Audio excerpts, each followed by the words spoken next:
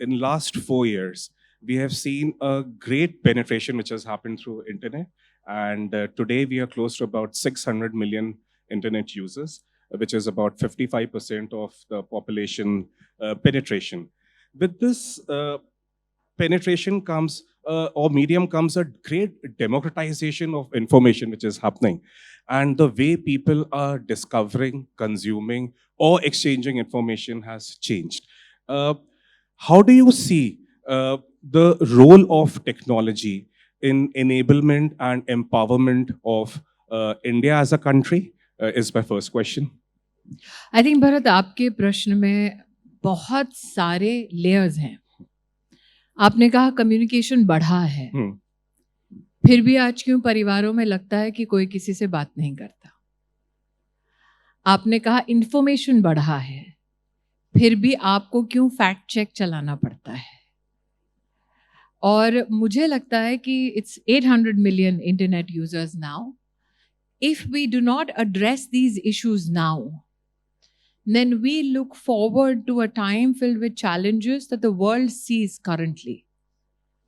हमारी अगर सबसे बड़ी कोई स्ट्रेंथ है, वो ये कि हम चाहे कितना भी आसमान छू लें, we always stay rooted. और ये एक क्विंटेसेंशियल इंडियन क्वालिटी है. इसका मैं आपको एक जक्सटपोज्ड वर्जन बता सकती हूँ. हमारे देश के बारे में आज से 3 साल पहले अगर कोई ये कहता कि हम अपने देश में पैंडेमिक की अवस्था में अल्प समय में एक ऐसे वैक्सीन का निर्माण करेंगे जिसकी ज़रूरत हमको नहीं पूरी दुनिया को होगी, तो कोई नहीं मानता. अगर हम आज से 3 साल पहले कहते कि हम ना सिर्फ उस वैक्सीन की निर्मित करेंगे बल्कि 100 करोड़ से ज़्यादा लोगों को 200 करोड़ डोज दिलवा भी देंगे टेक्नोलॉजी के आधार पर, तो कोई विश्वास नहीं करता. अगर हम आज से 3 साल पहले कहते कि हम 800 मिलियन लोगों तक मुफ्त का राशन 3 साल सतत पहुंचाएंगे, तो कोई हमको विश्वास नहीं करता. अगर हम आज से 3 साल पहले लोगों से कहते कि हिंदुस्तान विश्व की फार्मेसी बन जाएगा, तो कोई हम पे विश्वास नहीं करता. अगर आज से 3 साल पहले हम किसी से कहते कि आपको पैरासीटामोल चाहिए तो 160 देशों में हिंदुस्तान वो पहुंचाएगा, तो लोग हिंदुस्तानी को देखकर हंसते. लेकिन हमने इस 3 साल की अवधि में, विशेष कोविड के वक्त, when borders had come to a close, we did it. लेकिन एक हिंदुस्तानी होने के नाते मुझे इस बात का संतोष है, we became the pharmacy of the world, but we were not arrogant about it. For us, I think as a young Indian, we feel that what India really needs to be is more inclusive and progressive. The world is changing. I think that even the way we describe ourselves needs a little reflection. मुझे लगता है जब ऐसे मंचों पर बैठते हैं, इस प्रकार की डिस्क्रिप्शंस पर तवज्जो देने की जरूरत है.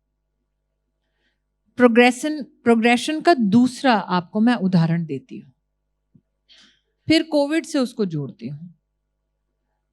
कोविड में हमारे देश ने त्वरित रूप से सबसे पहले एक ऐप बना लिया जिसमें हिंदुस्तानियों ने अपने आप को रजिस्टर किया, हिंदुस्तानियों ने अपनी वैक्सीन लगवा ली. लेकिन वो ऐप हर हिंदुस्तानी ने इस्तेमाल किया.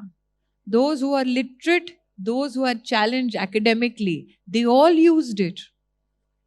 And there were countries that were giving handwritten chits. Correct. Who's more progressive? Us.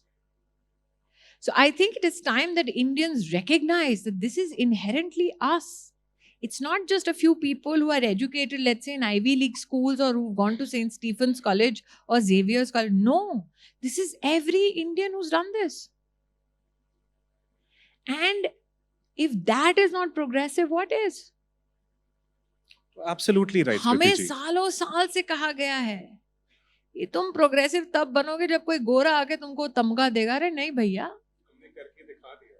ये हमने किया है. बहुत सारे गोरों को पीछे रखा है, लेकिन उनको पीछे रखने में हमने कोई चतुराई नहीं दिखाई या हमने कोई घमंड नहीं किया. आगे बढ़ने के बाद हमने उनसे भी कहा मदद चाहिए क्या.